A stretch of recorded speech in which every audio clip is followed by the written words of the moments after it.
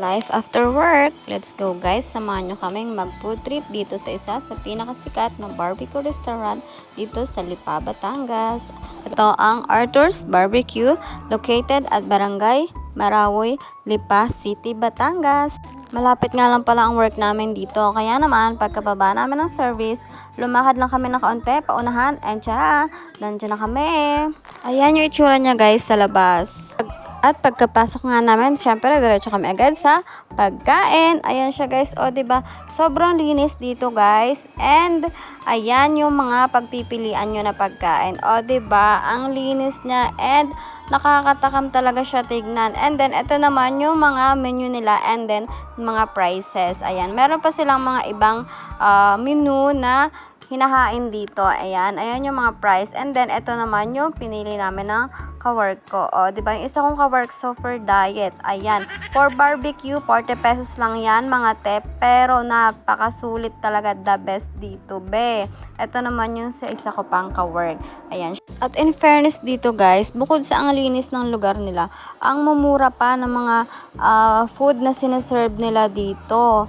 O, diba? For barbecue, 40 pesos lang pero napakasulit na. And then yung dugo, ayan, 10 pesos lang siya. And for other menu, ayan, check nyo na lang.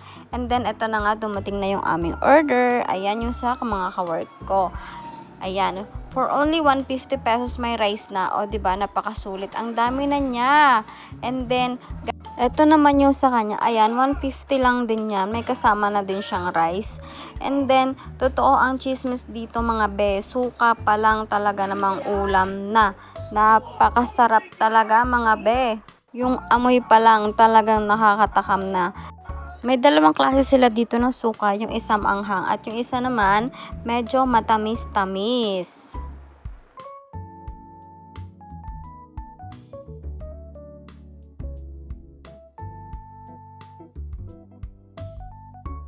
Nagustuhan din namin tong place guys kasi napaka-instagrammable niya and then yung lightings, tignan nyo naman ang ganda. Ang maganda dito mag-picture-picture habang kayo ay waiting sa inyong mga foods. And then ayan yung kabuuan niya sa loob. Malawak siya guys. Ayan yung dalawa namin kasama. Self-service nga pala dito guys. Kanya-kanya kayong kuha ng kutsara, plato, tinidor. Ayan. And only sabaw din siya guys. And in fairness, ang sarap din ng kanilang sabaw. Looking at these people guys, masasabi nyo talaga na yung barbecue dito ay talaga namang masarap dahil lagi silang dinudubog ng mga customers. And ayan na nga yung aming mga orders and let's eat na guys. Ito nga pala yung order ko naman. Worth 85 pesos yan guys. Ayan, madami na din siya. And may kasama na siyang rice. So, dyan muna kayo guys. And kakain muna kami. Dahil nga excited nang kumain tong aking mga kasama.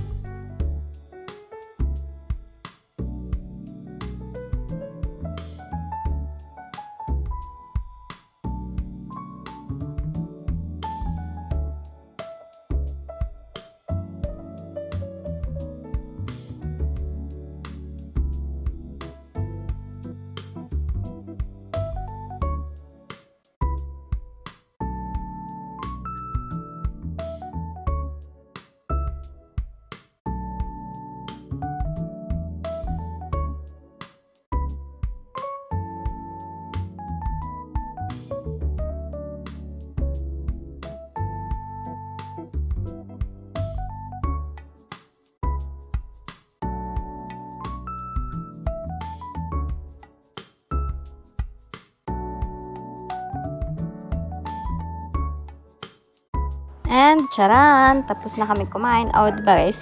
Ubos na ubos, simot na simot. Ang suka, kakaunti ang natira. At ayan na nga, nag-rate na kami ng mga pagkain. And lahat kami, 10 out of 10 ang aming rate sa mga pagkain dito. Talaga namang napakasarap at murang-mura sa Arthur's Barbecue. And we'll surely come back here guys kasi naman isa to sa mga the best na barbecue na talaga namang natikman namin. And ako talaga guys, hindi ako pala kain ng mga ihaw-ihaw. Pero dito guys, isa to sa the best na natikman ko na talaga namang sabi ko na uulit pa din ako kasi bukod sa masarap, talaga namang malinis siya and maganda yung kanilang service. So, punta na din kayo dito guys.